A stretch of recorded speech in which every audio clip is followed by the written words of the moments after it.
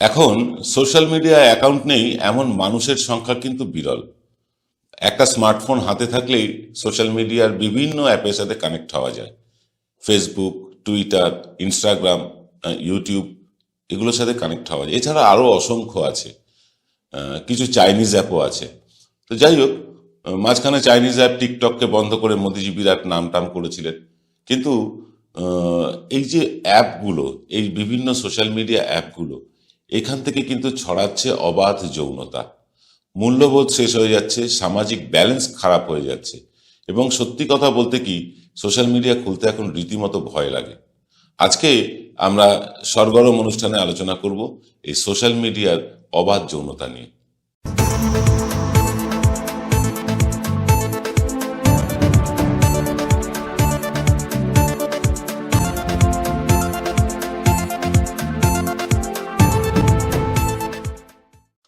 নমস্কার, শুভ সন্ধ্যা। আমি আপনাদের প্রবীর বিশ্বাস। আপনারা দেখতে শুরু করেছেন প্রত্যেক দিনের অভ্যেস মতো বাংলার কণ্ঠস্বর, বাঙালির কণ্ঠস্বর, এনকে বাংলা।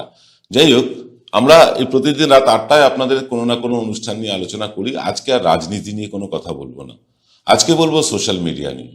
আপনার নিশ্চয়ই সোশ্যাল মিডিয়াতে কোনো না কোনো জায়গায় অ্যাকাউন্ট আছে, হয় আপনার এক্স হ্যান্ডেলে আছে, না হয় ফেসবুকে আছে, না হয় আপনি ইনস্টাগ্রামে আছেন। এরকম বিভিন্ন জায়গায় আপনি অ্যাটাচ থাকতে পারেন।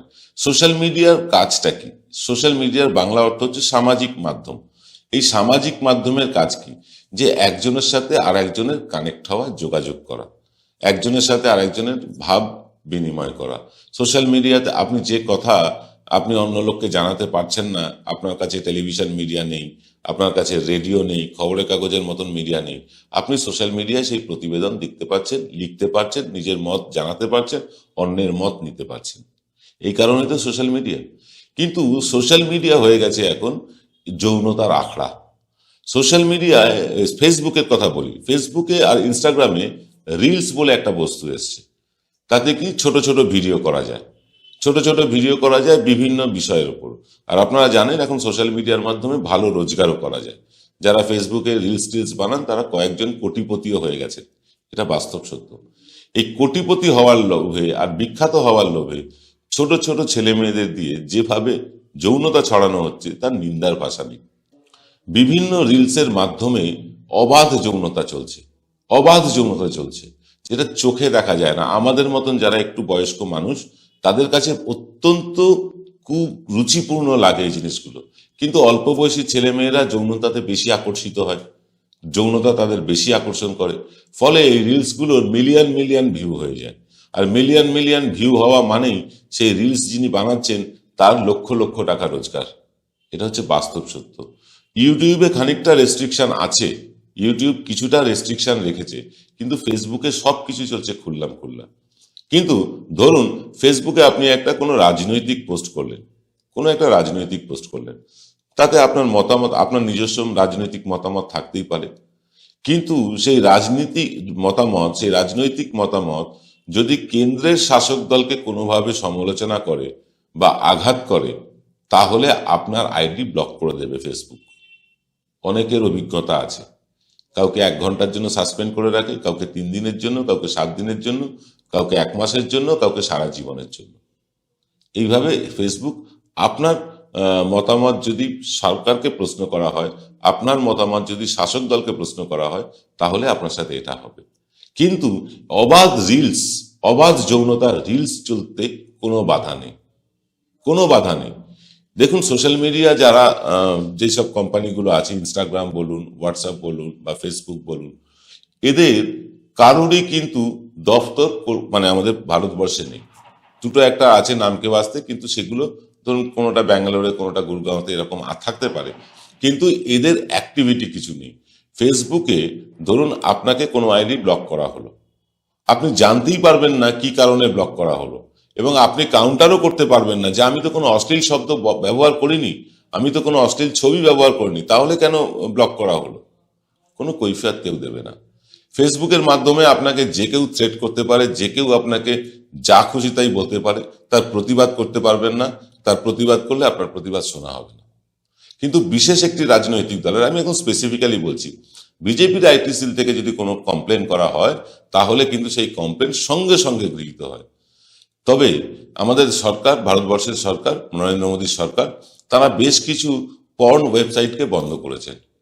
দেখুন, পর্ন ভালো না খারাপ এ নিয়ে বিতর্ক চলতে পারে, পর্ন দেখবেন কি দেখবেন না এ নিয়েও বিতর্ক চলতে পারে, কিন্তু সরকার কিন্তু বেশ কিছু পর্ন সাইট বন্ধ করেছে। এটা ভালো কথা, কারণ আমাদের দেশে অবাধ যৌনতা বলে জিনিসটা নেই, আমাদের দেশের সংস্কৃতির মধ্যে নেই। আমাদের দেশের যারা এখন ধারক বাহক, সেই বিজেপি তো সনাতন ভারতীয়ত্বের কথা বলে, সেই সনাতন ভারতীয়ত্বে কিন্তু এই অবাধ যৌনতা নেই। সেই অবাধ যৌনতাই কিন্তু চলে আসছে এই যে রিলসের মাধ্যমে। ছোট ছোট শিশুদেরকে ব্যবহার করা হচ্ছে, ছোট ছোট শিশুদের সাথে বয়স্ক মহিলারা যেভাবে নোংরামিটা করছেন রিলসের মাধ্যমে, সেটা সত্যিই চোখে দেখা যায় না। মানে বিকৃত রুচির কথা মনে হয়, গা ঘিন ঘিন করে এসব দেখলে, কিন্তু তবু চলছে। ফেসবুকে এসব চলবে, কিন্তু আপনি কোনো মতামত দিলে সেই মতামত কিছুতেই আর গৃহীত হবে না। মানে আপনার কোনো রাজনৈতিক মতামত থাকলে আপনাকে আপনার আইডি ব্লক করে দেওয়া হবে। এ তো গেল ফেসবুকের কথা। ইনস্টাগ্রামে তো আরো নোংরামি চলছে। সরকার টিকটক ব্যান করেছে, কারণ সেখানে নাকি অশ্লীলতা চলছিল। ইনস্টাগ্রামে কি অশ্লীলতা চলছে না? সেখানে তো অশ্লীলতা আরো মারাত্মক পর্যায়ে চলে গিয়েছে। এই যে অল্প বয়সী কিশোর কিশোরীদের বা যারা সদ্য যুবক হচ্ছেন, তাদের হঠাৎ করে নাম কামানো, হঠাৎ করে নাম হয়ে যাওয়া, হঠাৎ করে ভাইরাল হয়ে যাওয়া, হঠাৎ করে ফেমাস হয়ে যাওয়ার একটা প্রবণতা আছে। এইটা দেখা যাচ্ছে এইসব রিলসের মাধ্যমে। এই হঠাৎ করে ফেমাস হয়ে যাওয়ার প্রবণতা এবং অনেক টাকা রোজগার, দু একটা মানে নোংরা রিলস বানিয়ে যদি লক্ষ লক্ষ টাকা রোজগার হয়, তাতে মানে এখনকার ছেলেমেয়েরা সেটাকে অপরাধ, অন্যায় বলে মনে করছে না। পারিবারিক শিষ্টাচার নষ্ট হয়ে যাচ্ছে।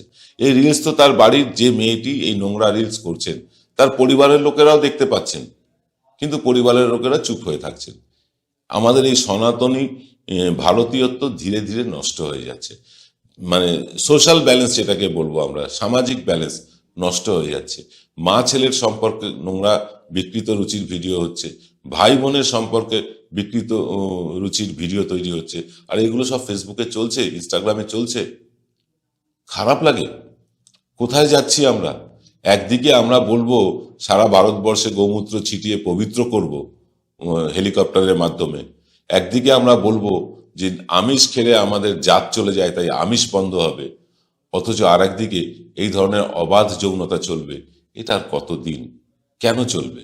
কেন এইসব ভিডিওগুলোতে যদি আপনি রিপোর্টও করেন, সেগুলো ব্লক হয় না, সেগুলো বন্ধ হয় না? কিন্তু আপনার আমার পোস্ট যদি রাজনৈতিক মতবাদ অনুযায়ী কোনো রাজনৈতিক দলকে আঘাত করে, সেই রাজনৈতিক দলের আইটি সেল কমপ্লেন করলে আপনার আইডিটাই নষ্ট হয়ে যাবে। অসংখ্য উদাহরণ আছে, অজস্র উদাহরণ আছে। যদি আপনি শাসক দলের পক্ষে না লেখেন বা না ছবি পোস্ট করেন, তাহলে কিন্তু আপনার আইডি যে কোনো দিন, যে কোনো সময়, যে কোনো মুহূর্তে ব্লক হয়ে যেতে পারে, যে কোনো সময়ের জন্য। এই হচ্ছে সোশ্যাল মিডিয়া। কেন সোশ্যাল মিডিয়া এগুলো অ্যালাউ করে, আর কেন এই বিজেপি বিরোধী পোস্টগুলোকে ব্লক করে, জানেন কেন? কারণ ভারতবর্ষ একটা বিরাট মার্কেট, 140 কোটির দেশ। সম্ভবত আমি এটা ধারণা থেকে বলছি, 140 কোটির মধ্যে অন্তত 80 কোটি লোক এই ফেসবুক, ইনস্টাগ্রাম, টুইটার বা ইউটিউব ব্যবহার করেন অন্তত। এই এত বড় মার্কেট, এত বড় মার্কেটটা কিন্তু সোশ্যাল মিডিয়া হারাতে চায় না, এবং এই মার্কেটটা আরো বড় করতে তারাই অবাধ যৌনতার কিন্তু পসরা সাজিয়ে বসেছে। আর কেন্দ্রীয় সরকার কেন এইগুলোকে মেনে নেয়? কারণ কেন্দ্রীয় সরকার, তাদের শাসক দল বিজেপির আইটি সেল থেকে যার নামে কমপ্লেন করা হবে তার আইডিকে ব্লক করে দেবে। তারা যে কোনো রকম মিথ্যে প্রোপাগান্ডা ছড়াতে পারবে। জেনুইন আইডিকে ব্লক করে দেওয়ার চেষ্টা যেটা করা হয় সেটা তারা মানবে। ইনস্টাগ্রাম বলুন, ফেসবুক বলুন, এই কৃতদাসে পরিণত হয়েছে বিজেপির আইটি সেলের। কারণ এটা তো উভয় পক্ষের লাভ। আমি তোমাকে অবাধ যৌনতা ছড়াতে দিচ্ছি, আমি তোমাকে যা খুশি পোস্ট করতে দিচ্ছি, তুমি করো, আমার কোনো আপত্তি নেই। শুধু আমি যে আইডি গুলোকে বলবো সেইগুলোকে ব্লক করতে হবে, আর আমি যে প্রোপাগান্ডা ছড়াবো সেইগুলোকে ব্লক করা যাবে না। এটা একদম সোজা হিসেব, দেওয়া আর নেওয়া। এই কারণেই কিন্তু সোশ্যাল মিডিয়া এখন বাচ্চাদের হাতে মোবাইল দিতে রীতিমতো ভয় লাগে, রীতিমতো ভয় লাগে। বহু বাড়ির ছোটরা মোবাইল ঘাটাঘাটি করেন, বহু বাড়ির ছেলেমেয়েরা খাবার সময় বিশেষত তাদেরকে মোবাইল দেখিয়ে খাওয়ানো হয়, এরকম দেখেছি তো আমরা। তাদের হাতে মোবাইল দিতে এখন সত্যিই ভয় লাগে। কি চলে আসবে হঠাৎ করে? রিল ওঠাতে ওঠাতে কোথায় একটা রিল এসে আটকে যাবে, সেখানে কি দেখানো হচ্ছে, সেখান থেকে বাড়ির শিশুরা কি শিখবে, এটা নিয়ে আমাদের সরকারের কোনো হেলদোল নেই। তারা আছে সনাতনী প্রচারে, তারা আছে জানুয়ারি মাসের 22 তারিখে রাম মন্দির উদ্বোধন নিয়ে। কিন্তু রাম মন্দির একদিকে উদ্বোধন হচ্ছে, আর একদিকে এরকম অবাধ যৌনতা ছড়াচ্ছে, এটা কি মেনে নেওয়া যায়? পারেন কি আপনি মানতে? কমেন্ট করে লিখে জানান। আজ এই পর্যন্ত, সকলে ভালো থাকবেন। শুভরাত্রি।